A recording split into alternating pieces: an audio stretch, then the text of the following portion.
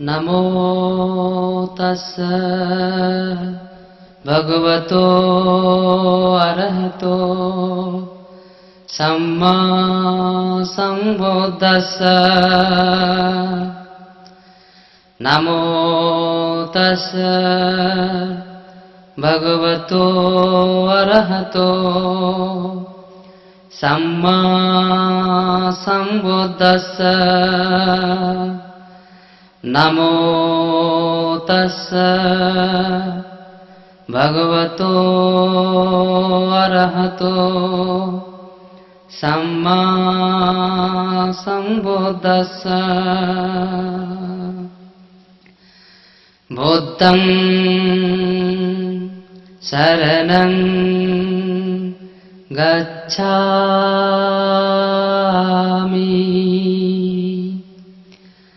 धम्मं शरणं गच्छामि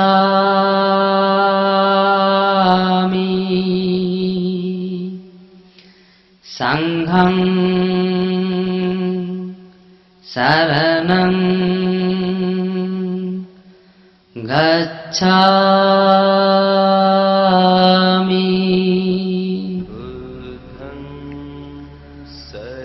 आज हम लोग धम्मपद पर चर्चा करेंगे। धम्मपद में पाप पुण्य और सुख दुख जीवन के विकल्प जो पाप वर्ग से लिए गए हैं, कुछ श्लोक इस प्रकार हैं, उन पर चर्चा करेंगे। कृपया ध्यान दें। अबित्थरेथ कल्याणे पापाचित्तं निवारये दन्दं हि करोतो पुण्यं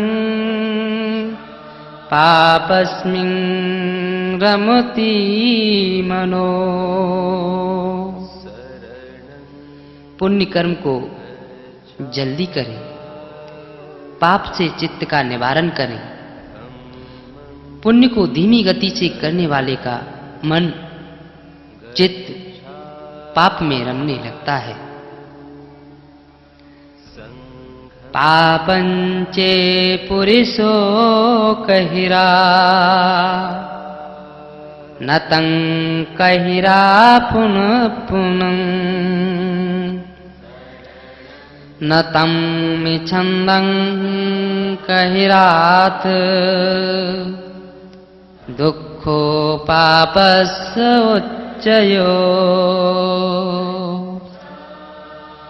यदि आदमी पाप कर भी दे तो उसे बार बार न करे, उसमें रत न होवे, क्योंकि पाप का संचय दुख का कारण होता है। पुण्यंचे पुरुषो कहिरा कहिराथेनं पुनः पुनः तम्मे छन्दं कहिराथ सुखो पुण्यस्य उच्चयो।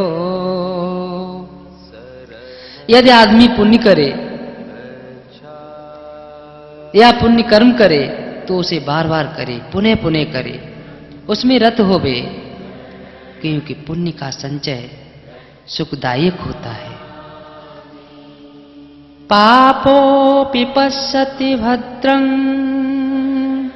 याव पापं न पच्यति यदा च पच्यति पापं अथ पापो पापानि पश्यति। भद्रोऽपि पश्यति पापं यावभद्रं न पच्यति यदा च पच्यति भद्रं अथ भद्रो भद्राणि पश्यति। पापी अपने पाप कर्मों में तब तक भला ही देखता है जब तक कि पाप का विपाक नहीं होता। जब पाप का फल विपाक होता है, जब उसे पाप दिखाई पड़ने लगता है। पुण्य करने वाला पुरुष भी तब तक पाप को देखता है जब तक पुण्य का विपाक नहीं होने लगता। जब पुण्य का विपाक होने लगता है तो पुण्य को देखने लगता है। मावमन्येत पापस न मतंग आगमिष्यति उदबिंदु निपातेन उदकुंभोऽपि पूरति पूरति बालो पापस थोक थोकं पियाचिनं मावमन्येत पुण्यस्य न मतंग आगमिष्यति उदबिंदु निपातेन उदकंभोऽपि पूरति धीरो पूरति पुण्यस्य थोक थोकं पियाचिनं। वह मेरे पास नहीं आएगा ऐसा सोचकर पाप की अवहेलना न करें, क्योंकि पानी की बूंद बूंद गिरने से घड़ा भर जाता है। ऐसे ही मूर्ख थोड़ा थोड़ा संचय करके पापों को भर लेता है। वह मेरे पास नहीं आएगा ऐसा सोच पुण्य की अवहेलना न करें। पानी की बूंद बूंद गिरने से घड़ा भर जाता है और धीर पुरुष थोड़ा थोड़ा संचय करके पुण्यों को भर लेता है। ये धम्मपद की गाथाएं पाप और पुण्य के संबंध में हैं। बंधुओं, पाप दुख लाता है फिर भी लोग किए जाते हैं। पुण्य सुख लाता है फिर भी लोग छोड़े जाते हैं। पाप और पुण्य की प्रक्रिया को समझना बहुत जरूरी है।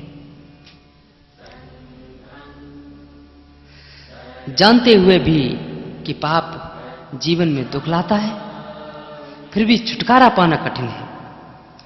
यह जानते हुए भी कि पुण्य जीवन में सुख लाता है फिर भी सुख को प्राप्त करना बहुत कठिन है। पहली बात,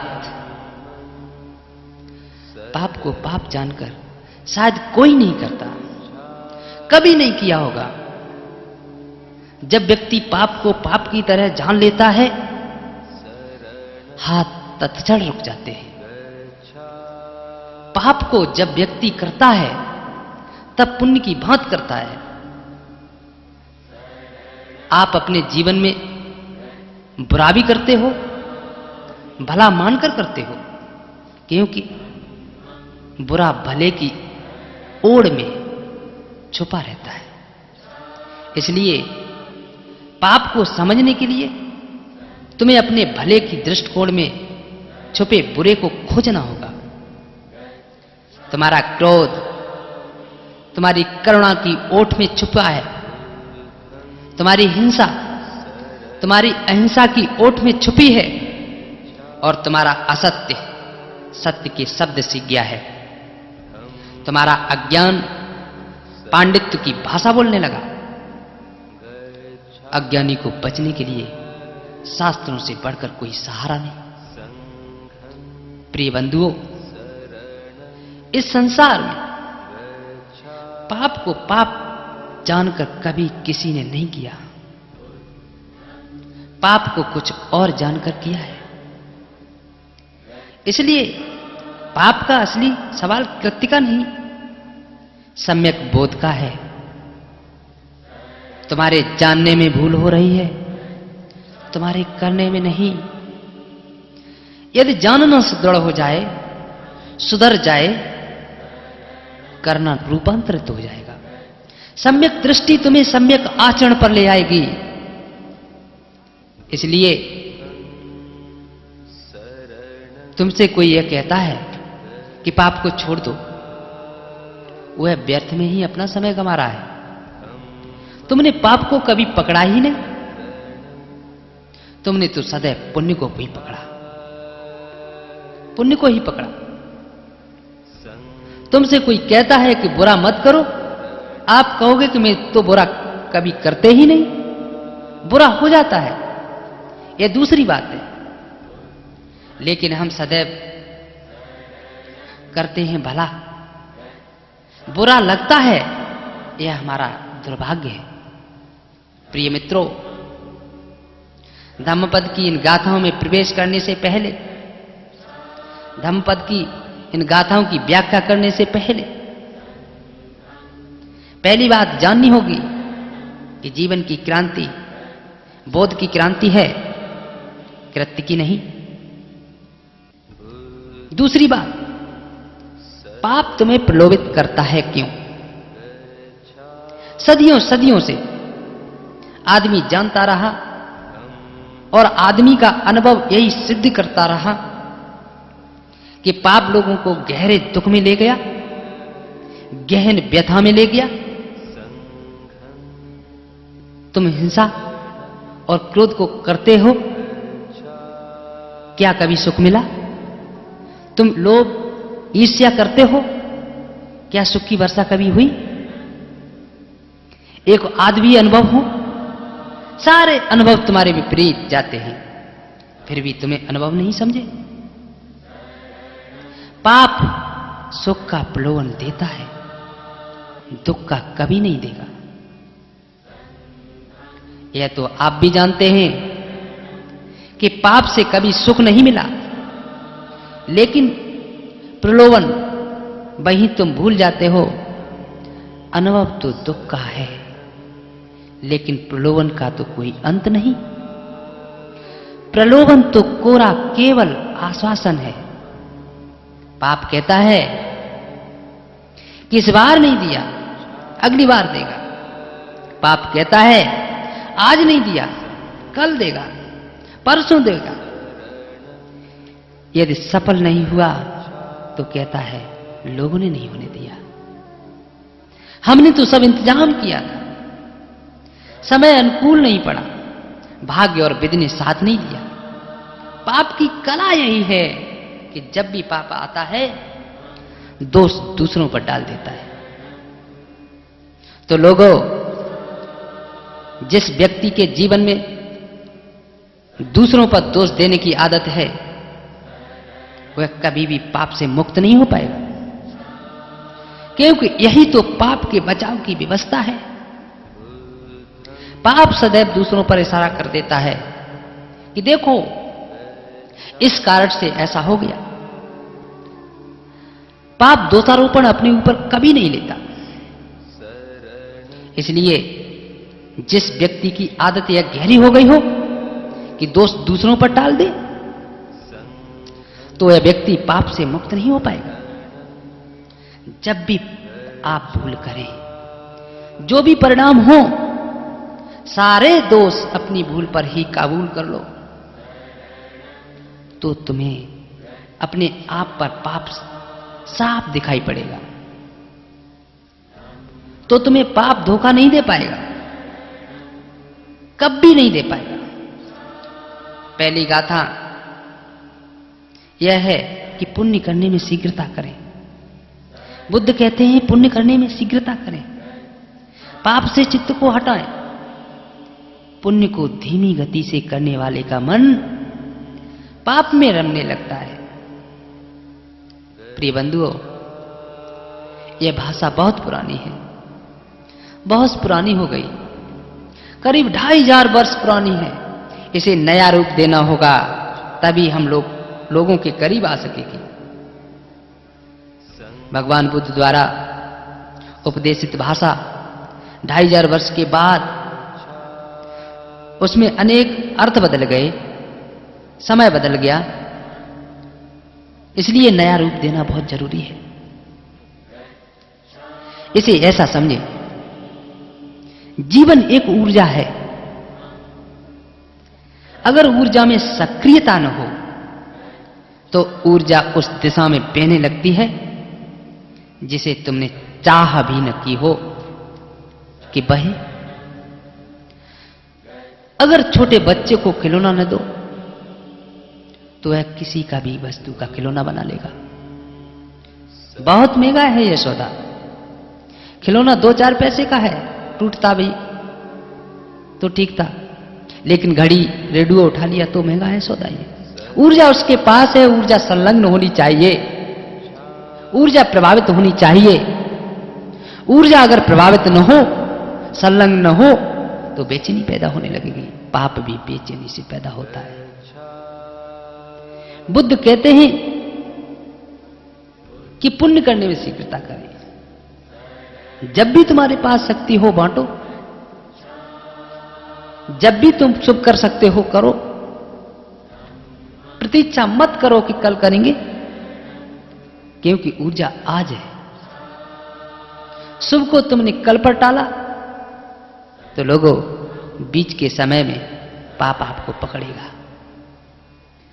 तुम कुछ न कुछ करो।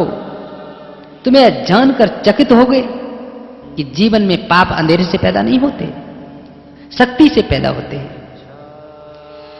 बीमार लोग दुनिया में बहुत पाप नहीं करते, स्वस्थ लोग पाप करते हैं। अगर पाप के हिसाब से देखो तो बीमारी सौभाग्य है, पाप दुर्भाग्य है। जिसके पास शक्ति नहीं, कोई उपद्रव नहीं, कर्मठ, सक्रिय, कर्मवीर वे ही पाप करते हैं। जहां ऊर्जा है वहां संभावना है कि कुछ होके रहेगा। फूल भी खिलता है ऊर्जा से, कांटा भी निकलता है ऊर्जा से। अगर फूल निकला तो ऊर्जा कांटा से बहेगी। इससे पहले कि ऊर्जा कांटा बने, आप फूल बना लेना। शक्ति आप रोज अनेक प्रकार से पैदा कर रहे हो। भोजन शक्ति दे रहा है, सूरज शक्ति दे रहा है, हवा शक्ति दे रहा है, पानी शक्ति दे रहा है। आपका जीवन प्रतिपल ऊर्जा से परिपूर्ण है। इस ऊर्जा का आप उपयोग कहां कर रहे हो? लोगों, अगर यह ऊर्जा फूल न बनी तो कांटा बनेगी, यदि करुणा न बनी तो क्रोध बनेगी, क्योंकि यह ऊर्जा ऐसे ही नहीं रहेगी, बिखरेगी। क्योंकि कल फिर ऊर्जा आ रही है, जगह खाली करनी पड़ेगी। इसे सक्रिय करो। बुद्ध कहते हैं इसे सक्रिय करो, इसे तीव्र करो, इसका उपयोग करो।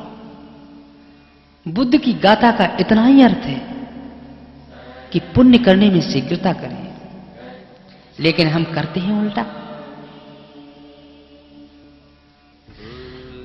अगर पुण्य करना है तो कहते हैं कि सोचेंगे, विचारेंगे, कल करेंगे, परसों करेंगे। यदि पाप करना है तो हम तत्क्षण करते हैं, तत्क्षण करते हैं। क्या आपने इस पर का ख्याल किया? अगर आपको कोई गाली दे दे तो सोचेंगे, विचारेंगे, तब उत्तर देंगे। ऐसा सोचा? अगर तुम ऐसा करोगे तो शायद तुम उत्तर दे ही नहीं पाओगे। सोच समझकर कब किसने गाली का उत्तर दिया? सोच विचार तो गाली को आने ही नहीं देगा। गाली देने के लिए तो बेहोशी चाहिए। तत्क्षण आप करते हैं। किसी ने गाली दे दी, तुम थोड़ा देर भी नहीं रुकते। तुम्हें जो भी करना है उसी समय, उसी वक्त, उसी क्षण बावले होकर, पागल होकर कर बैठते हो। लेकिन अगर किसी ने प्रेम मांगा तब तुम कितनी कंजूस हो जाते हो। जब प्रेम देते हो तो बड़ी कंजूसी से, बेमन से देते हो, रुक रुक के देते हो, जैसे प्राण निकले जा रहे हैं, जैसे बहुत बड़ी संपत्ति लुटी जा रही है। समाज में मैं जो सबसे बड़ी कठिनाई देखता हूं वह प्रेम देने की कठिनाई है। सभी लोगों में यही शिकायत है यही बेचैनी है कि प्रेम नहीं मिल रहा है। होगी ही, क्योंकि कोई प्रेम दे ही नहीं रहा है तो कठिनाई तो होगी। जो मांग रहे हैं वो भी खुद नहीं दे रहे हैं, देना हम भूल ही गए। तुम्हें ऐसा लगता है कि देने से खो जाएगी, जबकि जीवन का सार सूत्र यही है कि जो भी पुण्य है वह देने से बढ़ता है, बांटने से बढ़ता है, लेकिन रोकने से मरता है। पुण्य का सतत प्रवाह चाहिए, सतत प्रवाह चाहिए। जैसे नदी ताजी होती है, बहती रहती है, कचरा बन जाए तो सड़ने लगती है। शुद्धता नहीं रहती, स्वच्छता नहीं रहती, कोई स्वाद नहीं रहता, बंधन में पड़ जाती है। बुद्ध कहते हैं एक क्षण के लिए भी ऊर्जा इकट्ठी मत करो, आलसी मत बनो। करना ही क्या है? जिसने आज ऊर्जा दी कल भी देगा। जो प्रतिफल दे रहा है वह प्रतिफल देता रहेगा। तुम लुटाओ, तुम जो भी करो करो, ऐसा भी नहीं तुम सारी दुनिया को बदलो। कोई एक ऐसा आदर सम्मान का छोटा सा काम ही करो। एक आदमी के पैर में लगा कांटा ही निकाल दो, किसी रास्ते का कचरा ही साफ कर दो, कुछ भी करो, लेकिन एक ध्यान रहे कि जो भी आप करें वह किसी के लिए सुख लाता हो। क्योंकि जो किसी के लिए सुख लाता है वह अनंत गुना सुख आपको बरसाता है।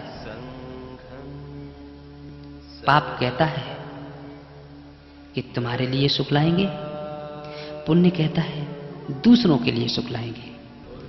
पाप कहता है तुम्हारे लिए सुख लाएंगे, लाता नहीं। जब लाता है दुख की झोली भर लाता है।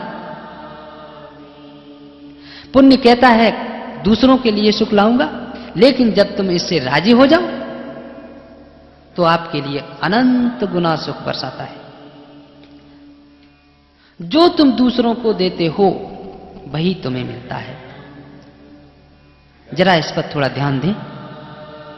जब तुम अपने के लिए सुख चाहते हो, फिर दूसरों के दुखों की कीमत पर भी अपने लिए सुख चाहते हो। तुम देते हो दूसरों को दुख और अपने लिए सुख की कामना करते हो। बुद्ध कहते हैं पुण्य करने में शीघ्रता करें, जरा भी शिथिलता न करना, जरा भी देरी न करना, क्योंकि शक्ति क्षण भर को रुकती नहीं। तुम जितनी देर करोगे उतनी ही में शक्ति पाप की तरफ उन्मुक्त होने लगेगी। अगर तुमने दूध का उपयोग नहीं किया तो दूध खट्टा होने लगेगा। शक्ति का प्रतिफल उपयोग चाहिए। एक क्षण की देरी भी व्यर्थ है। अवसर खोना ही मत। और आप जितने अवसर कम से कम खोगे उतने ही अवसर आपको ज्यादा उपलब्ध होंगे। और इस बात से चकित होंगे यह जानकर और जीवन के अंदर के गणित को पहचानकर कि जितनी तुम ऊर्जा बांटते हो उतना ही तुम्हें मिलता जाता है। अगर व्यक्ति को एक बार लुटाने का अर्थशास्त्र समझ में आ गया तो फिर तुम दीन कभी हो ही नहीं सकते। जैसे भी ऊर्जा मिले उसका उपयोग कर लो, उपयोग कर लो। क्षण क्षण जियो।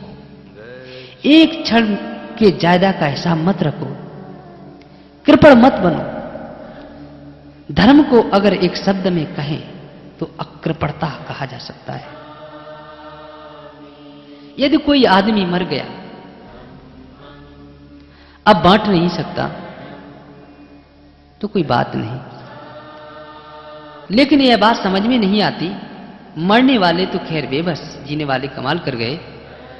जो व्यक्ति जीते हैं और बांटते नहीं तो जीने के नाम पर सिर्फ मरते हैं। अरे भाई, मौत तो तुमसे सब कुछ छीन लेगी। इससे पहले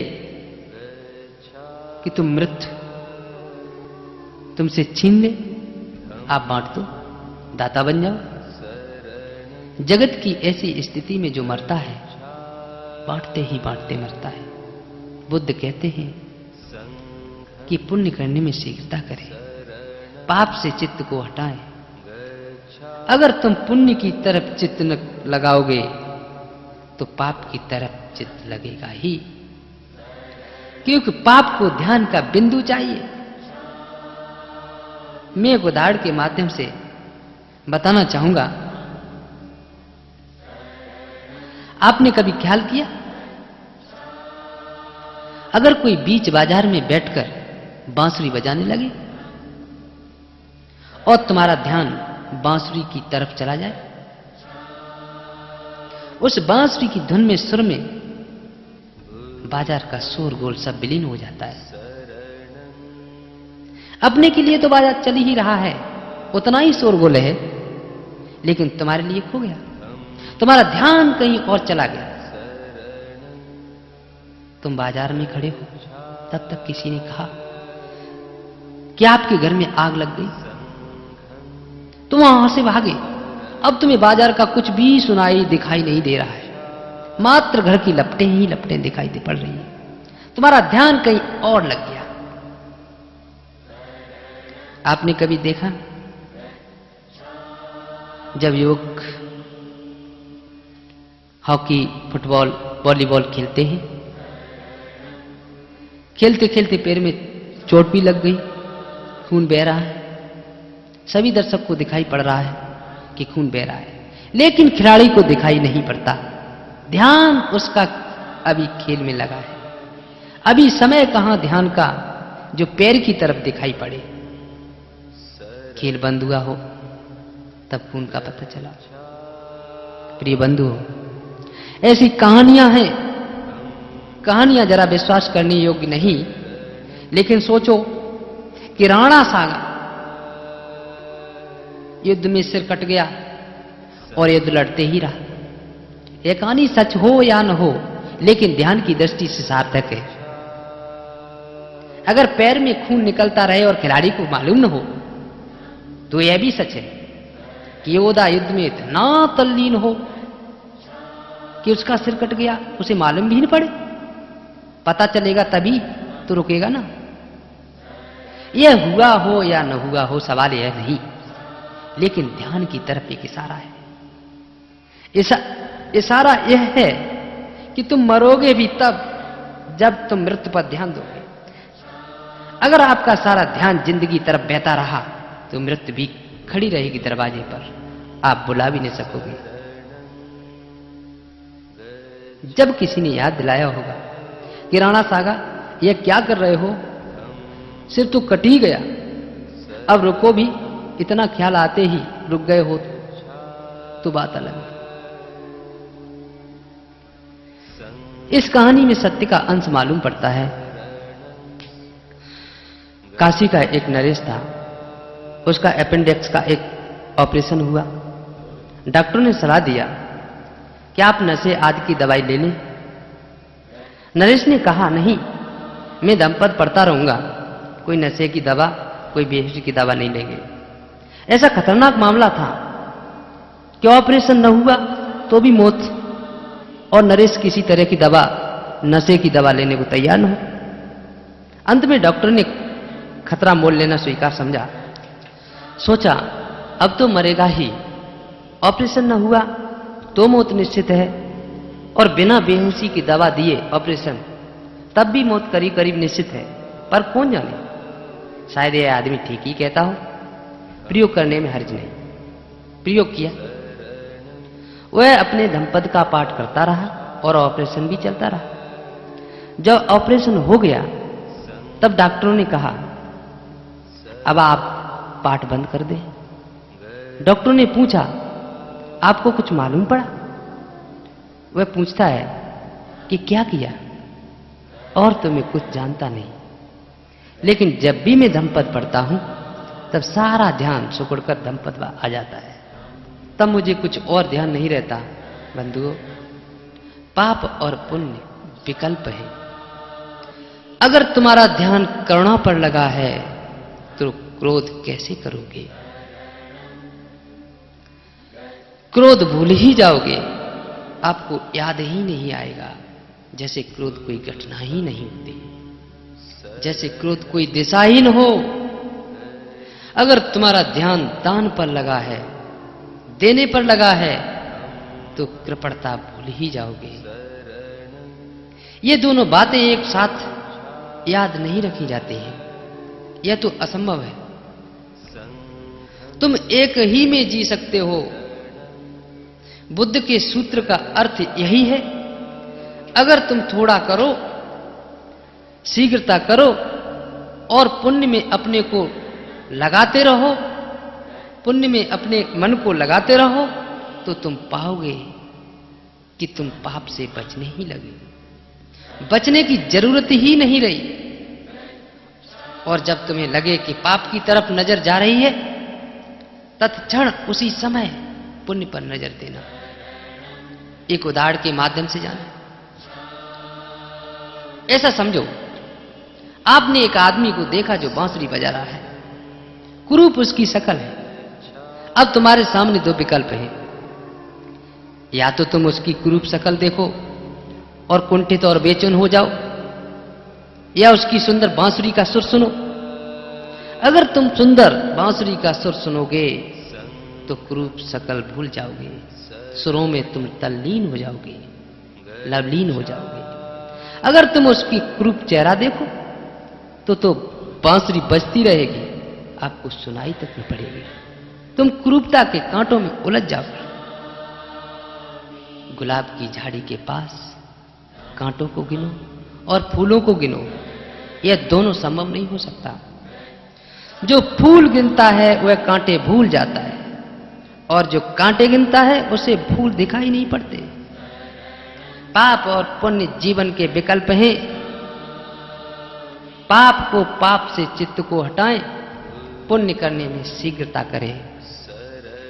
पुण्य को धीमी गति से करने वाले का मन पाप में रमने लगता है। करोगे क्या? यदि नदी बहेगी नहीं तो कचड़ा बनेगी ही, बहती रहे, बहाव रहे तो कचड़ा कैसे बनेगी? बुद्ध का जोर पाप से बचने पर इतना नहीं जितना कि पुण्य में रत होने का है। प्रिय बंधुओं, यही नीति और धर्म का भेद है। नीति कहती है कि पाप से बचो, लेकिन धर्म कहता है पुण्य में डूबो। ऊपर से देखने में एक सी बातें लगती हैं, लेकिन एक सी नहीं है। जमीन और आसमान का भेद है। इसे थोड़ा समझें, परखें। अगर तुम पाप से बचोगे तो ज्यादा देर बच नहीं पाओगे, क्योंकि ऊर्जा का क्या करोगे? अगर क्रोध को ही रोके रहे तो कितनी देर रोक पाओगे? विस्फोट अवश्य होगा। क्रोध से बच के कोई क्रोध से बच नहीं सकता। करुणा में बहना पड़ेगा, अन्यथा क्रोध के धब्बे बढ़ जाएंगे। धर्म विधायक रूप से पुण्य की खोज करता है और नीति विशेषात्मक रूप से पाप से बचाव है। अगर तुम दोनों का उपयोग कर सको तो तुम्हें दोनों रास्ते मिल जाएंगे। इधर पाप से मन को बचाते रहो, उधर पाप से पुण्य में लगाते रहो। शीघ्र करो, जल्दी करो। मन की एक बुराई है क्या? इस्तेकाल। मन कहता है कल कर लेंगे, परसों कर लेंगे। यह सोचते ही रहे और अवसर खत्म होगा। यह अवसर समय सदा रहने वाला नहीं। इसका प्रारंभ है और इसका अंत भी है। जन्म होता है और मौत भी आती है। यह बीच का समय है, यह बीच की घड़ी तुम्हें यह सोचते सोचते मत बिता देना कि कहां बनाए घर और किसका बिगाड़े घर। यह बहार तुम्हारे सोचने के लिए रुकी नहीं रहेगी। प्रिय बंधुओं, मैं जैसे जैसे आदमी के जीवन में झांक के देखता हूं, मैं मुश्किल से, बड़ी मुश्किल से ऐसा व्यक्ति पाता हूं जो दुख को छोड़ना चाहता है। क्योंकि उनके जीवन में दुख अकेला नहीं, दुख के साथ बड़ी बड़ी चीजें जुड़ी हुई है। समझने की कोशिश करें। यदि कोई आदमी बीमार है, तुम्हारे मन में उसकी सेवा करने की आशंका उठती है, किसी तरह से उसे बीमारी से बाहर लाया जाए। अगर कोई आदमी दुखी है तो तुम्हारे मन में आकांक्षा उठती है कि उसको किसी तरह से दुख से बाहर किया जाए, किसी तरह उसका उद्धार किया जाए। कोई बुरी आकांक्षा नहीं, लेकिन परिणाम उसके बड़े भयंकर हैं, बड़े भयंकर हैं। पुरुष अक्सर ऐसी स्त्रियों के प्रेम में पड़ जाते हैं जो स्त्रियां दुखी हैं, क्योंकि पुरुषों को बड़ा आनंद आता है कि किसी को दुख से उबार रहे। स्त्रियां भी ऐसे पुरुषों में उलझ जाती हैं जिसमें सुधार की गुंजाइश है। यदि शराबी है पति तो उसमें और ज्यादा आनंद आता है, क्योंकि सुधारने का एक अवसर, उद्धार करने का एक अवसर मिला। थोड़ा ध्यान दें, अगर आपने एक स्त्री से इसलिए प्रेम किया क्योंकि वह बीमार थी, रुग्ण थी, उसकी आप सेवा करना चाहते थे, दुख की सीमा से बाहर लाना चाहते थे, तो फिर वह दुख न छोड़ सकेगी। दुख छोड़ने का मतलब होगा कि तुम्हारा प्रेम भी छोड़ना होगा। ऐसी ही अगर एक स्त्री अपने पति के पीछे लगी है कि वह शराब छोड़ दे, और अगर शराब छोड़ने के ही कारण यह प्रेम किया है, तो याद रखना पति शराब नहीं छोड़ सकेगा, क्योंकि शराब छोड़ने का मतलब होगा कि संबंध समाप्त, क्योंकि तुम्हारे सभी संबंध रोगों से भरे हैं। यदि एक बदलेगा तो प्रकृति के नियम के अनुसार दूसरे की भी बदलाहट शुरू हो जाएगी। हमारे दुखों में भी हमारी पकड़ है, मजाक बन जाएगा। मैं दो महिलाओं को जानता हूं, दोनों आपस में एक दूसरे की शत्रु थी, दोनों रिटायर्ड प्रोफेसर थी, दोनों का कुल धंधा था एक दूसरे की निंदा करना। उनमें से एक से भी मिल जाओ तो दूसरे के संबंध में निंदा सुननी पड़ती थी। उसमें से एक मर गई, उसकी करीब 80-85 की उम्र होगी। जिस दिन वह मरी, मैंने अपने एक मित्र से कहा कि अब एक दूसरी महिला भी ज्यादा दिनों तक जिंदा नहीं रह सकेगी। 2 महीने बाद दूसरी महिला भी मर गई। वह मित्र मेरे पास आया और बोला कि आपने ये कैसे कहा था कि वह महिला जिंदा नहीं रहेगी, वह तो मर गई। यह तो बिल्कुल सीधी बात है भाई। उनका आनंद रस ही इतना था, अब दूसरे के जीवन में कोई रस ही नहीं रहा। एक के मर जाने के बाद दूसरे को बात करने के लिए कोई बचा ही नहीं। सारी बात उसकी निंदा। प्रिय बंधुओं, मित्रों में ही संबंध नहीं होते, दुश्मनों में भी गहरे नाते होते हैं। मैं आपको एक उदाहरण बताता हूं। जिस दिन महात्मा गांधी की गोली लगी, उस दिन जिन्ना अपने बगीचे में बैठा था।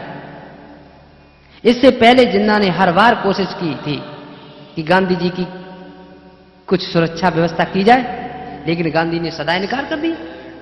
गांधी कहते हैं, मुझे कौन मारेगा, मुझे कौन मारने वाला, मैंने देश की रक्षा की, देश आजाद कराया, मुझे लोग मारेंगे, कोई सवाल ही नहीं। मुझे किसी तरह की सुरक्षा, किसी तरह की गार्ड की जरूरत नहीं। पुलिस वाले भी नहीं थे जिन्ना के घर पर। जैसे ही खबर रेडियो से पहुंची कि गांधी जी की गोली मार दी गई, जिन्ना के सेक्रेटरी ने जिन्ना से आकर कहा कि दिल्ली में गांधी जी की गोली मार दी गई। जिन्ना उदास हो गया। जिन्ना घर में भीतर गया, सेक्रेटरी चकित हुआ कि गांधी की मौत से जिन्ना को खुश होना चाहिए, यह बेहोशी क्यों, उदासी क्यों? सेक्रेटरी ने पूछा, आप उदास दिखाई देते हैं, आपको खुश होना चाहिए। जिन्ना ने कहा, उदास दिखते हैं कि अब जिंदगी एकदम खाली मालूम पड़ती है। उसी आदमी से तो सारा संघर्ष था, और उसी दिन से जिन्ना के घर पर भी पुलिस का पहरा बैठ गया, क्योंकि जब गांधी मारा जा सकता है तो जिन्ना की क्या विसात। लेकिन जिन्ना उससे ज्यादा दिनों तक जिंदा नहीं रह सका। आनंद ही खो गया, जिंदगी का मजा ही चला गया, जिसमें एक दूसरे को जिलाते हैं। तुम्हारे दुखों में भी तुम्हारा निहित स्वार्थ होगा। लोग चिल्लाते रहते हैं, कि दुख है, दुख है, फिर भी तुम करते चले जाते हो। कहीं कुछ जरूर आनंद होगा, मजा होगा। तुम्हारे दुखों से भी कहीं किसी तरह की सुख की झलक आ रही होगी। मुझसे भी बहुत सारे लोग कहते हैं कि मैं दुख से मुक्त होना चाहते हैं, अपने दुख की चर्चा करते रहते हैं। लेकिन मैं जब उनके दुख की स्टडी करता हूं तो मैं मुश्किल से पाता हूं जो वस्तुतः दुख से छुटकारा पाना चाहते हैं, जो दुख से मुक्त होना चाहते हैं। कहते हैं कहने में आनंद है, दुख से मुक्त होने में आनंद नहीं। दुख से मुक्त होना चाहते हैं यह दिखलाने में आनंद है कि मैं दुख से मुक्त होना चाहते हैं, भी इसका मजा ले रहे हैं। प्रिय बंधुओं, यदि तुम सच में दुख से मुक्त होना चाहते हो तो तुम्हें कौन दुखी रख सकता है? इस संसार में कोई व्यवस्था नहीं कि किसी व्यक्ति को दुखी रखा जाए। अगर तुम मुक्त होना ही चाहते हो, लेकिन वे मुक्त होना नहीं चाहते क्योंकि सारी सहानुभूति खो जाएगी। आप ही अपना निरीक्षण करें। अगर आपको छोटी सी बीमारी हो जाए तो तुम इतना बड़ा चढ़ाकर क्यों बताते हो? जरा सा सिर दर्द हो जाता है तो तुम ऐसे समझते हो कि सारा पहाड़, हिमालय पर्वत तुम्हारे ऊपर टूट पड़ा। तुम इतना बड़ा चढ़ाकर क्यों बताते हो? क्योंकि जब तुम बढ़ा चढ़ाकर बताते हो तब तुम्हारी दूसरे की आंखों में सहानुभूति से भर जाती है। आप दूसरों से सहानुभूति मांग रहे हैं। लोग अपने दुखों की चर्चा करते फिरते हैं, दूसरों से कहते हैं हम बहुत दुखी हैं। क्यों भाई? दुख की चर्चा से क्या सार है? तब लोगों की आंखों में छोटी सी सहानुभूति आती है, थोड़ा सा प्रेम उमड़ आता है, उमड़ जाता है। लगता है लोगों में मुझ में आनंद है, लोग मुझे दुख से छुटकारा दिलाना चाहते हैं। जरा आप गौर से सोचें। आप अपने एक दुख की चर्चा एक सप्ताह के लिए बंद कर दो। आप दुख की चर्चा बंद करते ही लोगों की सहानुभूति खो जाएगी। सहानुभूति खोने में ऐसा लगेगा कि जीवन की बहुमूल्य संपदा खोई जा रही है।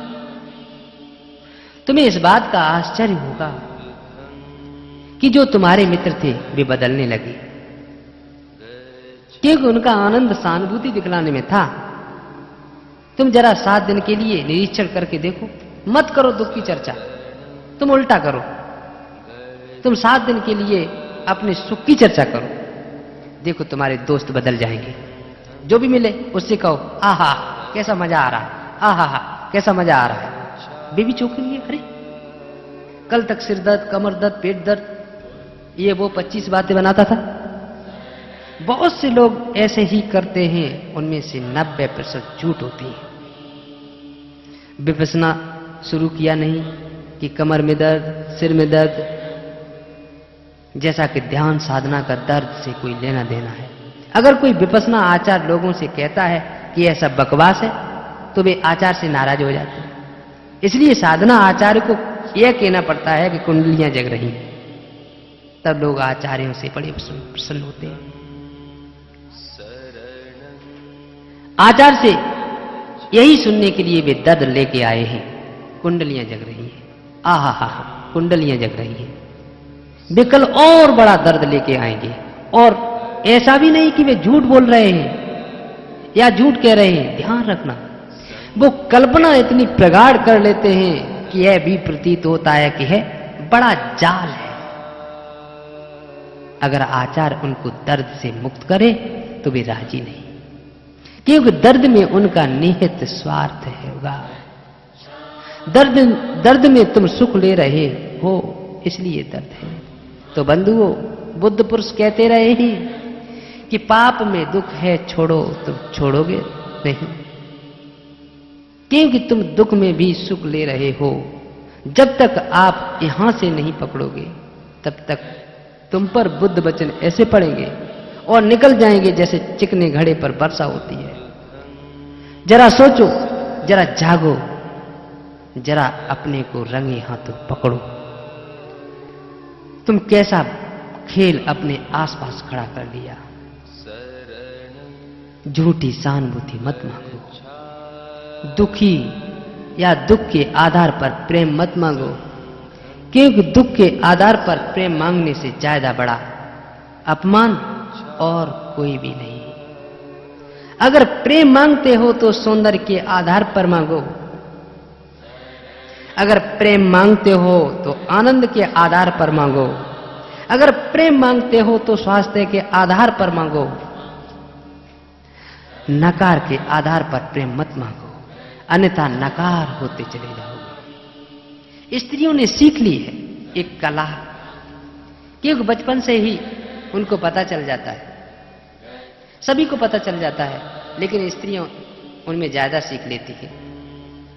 इसका भी एक कारण है। बच्चों को पता चल जाता है जब वे बीमार होते हैं तब वे पूरे घर के ध्यान के केंद्र बन जाते हैं। बच्चा जब बीमार बिस्तर पर लेटा हुआ होता है तब उसको बाप भी दफ्तर से आकर बच्चे के पास बैठता है, सिर पर हाथ रखता है, पूछता है बेटा कैसे हो। ऐसे कोई नहीं पूछता जब वह ठीक होता है, न कोई सिर पर हाथ रखता है जब वह ठीक होता है। अभी माँ भी आकर बैठती है, डॉक्टर आता है, पड़ोस के लोग आने लगते हैं। तब बच्चे को एक बात समझ में आ जाती है कि जब भी प्रेम चाहिए वह बीमार पड़ गया, जब भी प्रेम चाहिए वह बीमार पड़ गया। स्त्रियां भी इस कला में पारंगत हो जाती हैं। जब भी स्त्रियों को प्रेम चाहिए एकदम बीमार पड़ जाती हैं। आप देखें, स्त्री घर में भली चंगी बैठी है और जैसे ही पति घर पर आया एकदम उसके सिर में दर्द होने लगता है। यह चमत्कार समझ में नहीं आता कि पति के आने से सिर दर्द का क्या संबंध है। ऐसा भी नहीं कि वह झूठ बोल रही है, हो ही जाता है।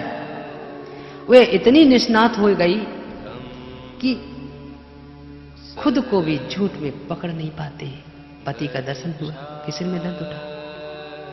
यह इतना स्वाभाविक क्रम हो गया है, क्योंकि सिर दर्द से कोई पति की सहानुभूति नहीं तो वह अखबार लेके बैठ जाता है, वह अपने को अखबार में छुपा लेता है। वह अखबार भी सब उपाय है। वह दिन में उस अखबार को 3-4 बार पढ़ चुका है। दफ्तर में भी उसी अखबार को पढ़ता रहा, घर आकर भी उसी को पढ़ता है। अखबार की आड़ में अपने को छुपाता है कि बचूं किसी तरह से। वह उसका चाहता है, लेकिन पत्नी के सिर में दर्द है तो अखबार को रखना पड़ता है। सिर पर हाथ रखो, बैठो, 2-4 सुख दुख की बातें करो। यह एक उदाहरण है। इससे अपने लचीलेपन की सीख लेनी चाहिए। अगर तुमने अपने दुखों में किसी तरह का भी सुख लिया तो तुम दुख से कभी बाहर न हो सकोगे। जिस व्यक्ति को अपनी आंतरिक जागरण यात्रा पर जाना हो, सबसे पहले और बहुत बुनियादी बात है कि वह अपने दुखों में किसी तरह का व्यवसाय न करे, अन्यथा दुख को छोड़ना असंभव है।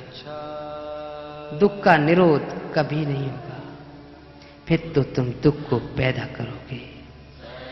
मनुष्य यदि पुण्य करे तो पुण्य पुण्य करे, बार बार करे, क्योंकि पुण्य का संचय सुखदायी होता है।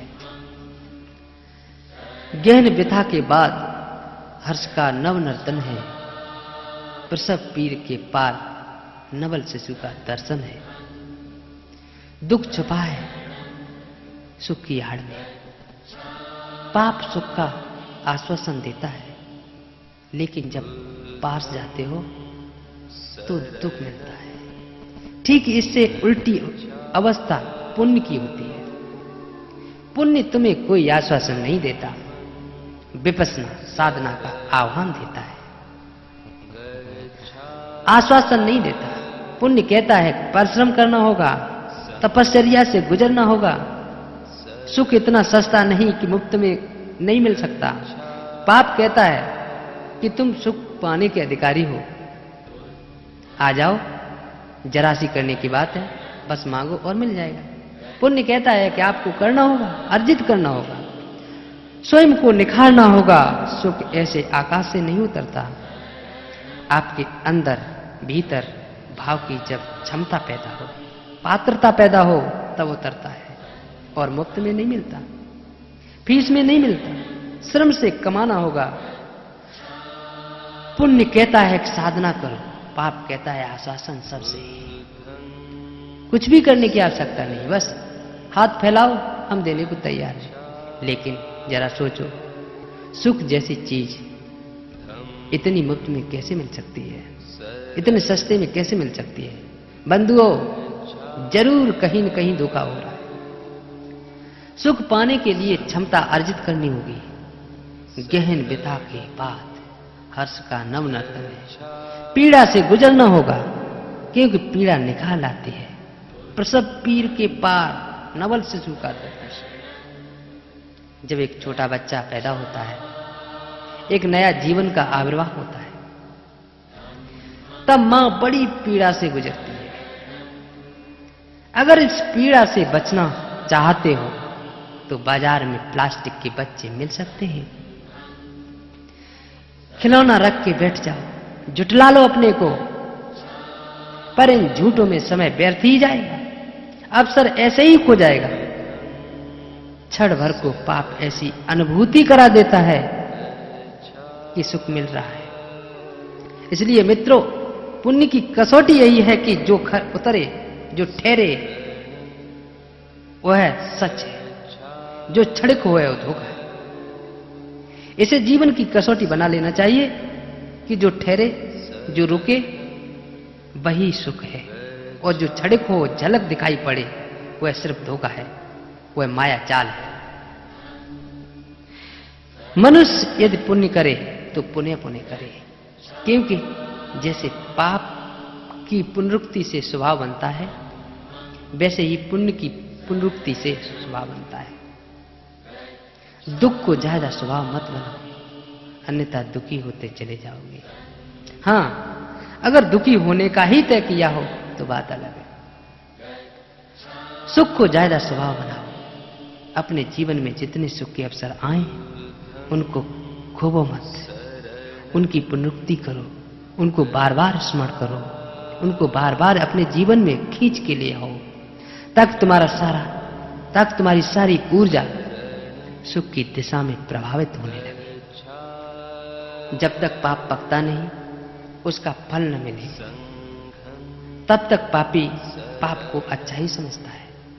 लेकिन जब पाप पक जाता है, तब उसे पाप का पाप दिखाई पड़ता है। पाप का पता चलता है उसके फल में, पुण्य का भी पता चलता है उसके फल में। इसलिए प्रिय बंधु, जीवन को एक निरंतर शिक्षण समझो। जिन जिन चीजों के फल से सुख मिला हो उसे दोहराओ, और जिन जिन चीजों के फल से तुम्हें दुख मिला हो उनसे अपने को बचाओ। अगर क्रोध करके सुख मिला हो तो दोहराओ पुण्य, अगर करुणा करके दुख मिला हो तो बिल्कुल मत दोहराओ। पाप के अगर देने से सुख मिला हो या पाया हो तो बिल्कुल नहीं। अगर कंजूस बन के सुख पाया हो तो रोको, मगर इसे कसौटी समझ लो। लेकिन फल परिणाम पर ध्यान रखिए। जब तक पुण्य पकता नहीं, उसका फल नहीं मिलता। जब तक पुण्य भी अपना पुण्य नहीं समझता। लेकिन जब पुण्य पक जाता है, तब उसको पुण्य का स्वभाव दिखाई पड़ता है। खेत में बीज बोते हैं, फल आने में समय लगता है। जब फल आते हैं तभी पता चलता है कि नीम बोए थे या आम बोए थे। बीज का मिलान भी तभी होगा, उसी दिन होगा जब फल आ जाएंगे। फिर कड़वे लगे या फिर मीठे लगे, उसका भी निर्णय उसी दिन होगा। इससे आप भविष्य के लिए शिक्षा लो। अगर कड़वे फल लगे हों तो दोबारा उन बीजों को मत बोबो। इतना ही अगर समझ में आ गया तो समझो उसने बुद्धत्व की यात्रा पर पहला कदम रख दिया। जिसके पीछे हो गम की कतारें, भूल कर उस खुशी से न खेलो, भूल कर उस खुशी से न खेलो। क्योंकि यह खुशी सिर्फ दिखाई पड़ती है, पीछे से दुख की कतार लगी है। वह सिर्फ चमक है। वह मेरे पास नहीं आएगा ऐसा सोचकर पाप की अवहेलना न करे। जैसे पानी की बूंद बूंद से घड़ा भर जाता है, वैसे ही मूढ़ थोड़ा थोड़ा संचय करके पाप को भर लेता है। वह मेरे पास नहीं आएगा, लोभ दोष मोह काम क्रोध मेरे पास नहीं आएगा, दूसरों के पास जाएगा, ऐसी अवहेलना न करे। क्योंकि इसी अवहेलना के द्वार से ही तो वह आता है। बुद्ध कहते हैं वह मेरे पास नहीं आएगा, ऐसे पाप की अवहेलना न करे। क्योंकि जब तुम अवहेलना करते हो तब तुम बेहोश हो जाते हो, तुम सो जाते हो। जब तुम्हें पता है कि चोर आएगा ही नहीं, तब तुम निश्चिंत होकर सो जाते हो। तुम्हारी निश्चिंतता में ही चोर के लिए सुविधा है। जागते रहो। प्रिय बंधुओं, संसार में ऐसे बहुत सारे लोग हैं जो कहते हैं कि मुझे भरोसा नहीं, हमें विश्वास नहीं होता कि मैं शांत हो सकूंगा। अब उन्होंने अपने जीवन में एक दीवार खड़ी कर ली। अगर तुम्हें भरोसा ही नहीं आए कि तुम शांत हो सकोगे, तो तुम शांति कैसे होगे? तो तुम शांति की तरफ कदम कैसे रखोगे? तुमने एक नकारात्मक दृष्टि बना ली, तुमने निरोध का सुर पकड़ लिया। बहुत से लोग कहते हैं कि यह तो मुझसे होगा ही नहीं, यह मेरे लिए असंभव है। अरे असंभव तुमने प्रयोग करके भी नहीं देखा। पहले संभव बनाने की चेष्टा तो करो। थक जाओ या हार जाओ तब असंभव कहना। तुमने कभी चेष्टा नहीं की और चेष्टा करने से पहले कहते हो कि असंभव, तो लोगों आपके लिए तो असंभव हो ही जाएगा। तुम्हारी धारणा ही तुम्हें आगे नहीं बढ़ने देगी। उत्साह चाहिए, भरोसा चाहिए, उल्लास चाहिए, श्रद्धा चाहिए, तो होता है, तो हो सकेगा। क्योंकि अगर एक मनुष्य के हो सका तो तुम्हें क्यों नहीं हो सकेगा? जब सिद्धार्थ के हो सका तो तुम्हें क्यों नहीं हो सकेगा? जो बुद्ध के पास था उतना ही लेके तुम भी पैदा हुए हो। आपकी वीणा में और बुद्ध की वीणा में रत्ती भर का फैसला नहीं। हो सकता है तुम्हारी वीणा के तार ढीले होंगे, थोड़ा कसने पड़ेंगे, या तुम्हारी वीणा के तार थोड़ा ज्यादा कसे होंगे, ढीले करने पड़ेंगे, या तुम्हारे वीणा के तार वीणा से अलग पड़े होंगे, उनको वीणा पर बिठाने पड़ेंगे। लेकिन तुम्हारे पास उतना ही सामान है जितना सिद्धार्थ के पास था। अगर बुद्ध के जीवन में संगीत पैदा हो सकता है तो तुम्हारे जीवन में भी संगीत पैदा हो सकेगा।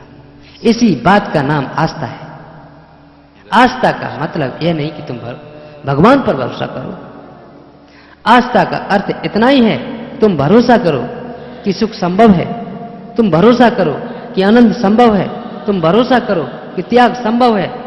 बिना प्रयोग किए असंभव मत कहो, अवहेलना मत करो। क्योंकि एक एक बूंद से घड़ा भरता है, पाप का भी और पुण्य का भी। मित्रों,